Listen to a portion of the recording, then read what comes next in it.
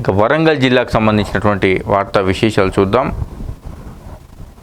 ఇక ఓరుగల్లు వాసులు సంపాదన తక్కువే అంటూ వరంగల్కి సంబంధించినటువంటి ఒక వార్త. తలసరి ఆదాయంలో హనుమకొండ చివరి స్థానం, ముందు వరుసలో భూపాలపల్లి వెల్లడించిన సామాజిక ఆర్థిక సర్వే 2024.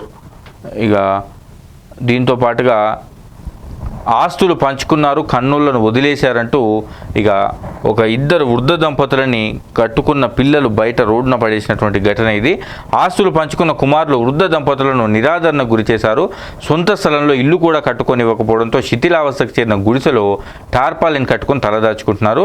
ఇక దామెర మండలం పులుకుర్తి గ్రామానికి చెందిన పెంచాల రామయ్య, కొమురమ్మ దంపతులు దయనీయ పరిస్థితి. వివరాల్లోకి వెళ్తే పెంచాల రామయ్యకు వారసత్వంగా 5 ఎకరాల వ్యవసాయ భూమి రాగా కష్టపడి పంటలు పండిస్తూ వచ్చిన ఆదాయంతో మరో 5 ఎకరాలు కొనుగోలు చేశారు. ఈయనకు 3 కుమారులు సంతానం కాగా వారిలో ఒకరు అనారోగ్యంతో గతంలోనే మృతి చెందారు. మిగిలిన ఇద్దరిలో ఒకరు వరంగల్లో, మరొకరు వెంకటాపురంలో ఉంటున్నారు. ఇక చనిపోయిన కుమారుడి భార్య టేకుమట్లలో నివసిస్తున్నారు. 10 ఎకరాల పొలాన్ని వారికి పంచిచ్చిన రామయ్య, కుమురమ్మ దంపతులు పులుకుర్తిలోనే శిథిలావస్థకు చేరిన పాకలో ఉంటున్నారు. ఇక ఇల్లు కట్టిస్తామన్న కొడుకులు కనీసం వారి పోషణను కూడా పట్టించుకోకుండా వాళ్ళని రోడ్డున పడేసినటువంటి మానవీయ పరిస్థితి ఇది. ఇక సీఎంఆర్ ధాన్యం ఎటుపోయిందంటూ జిల్లాలో 60 కోట్ల బకాయిలు, బియ్యం బకాయిలు ఉన్నాయట. మిల్లర్లు మాత్రం డబ్బులు కట్టకుండా మొండికేస్తున్నారంటూ తీసుకున్నటువంటి వార్త. ఇవి వరంగల్ జిల్లాకు సంబంధించినటువంటి వార్తలు.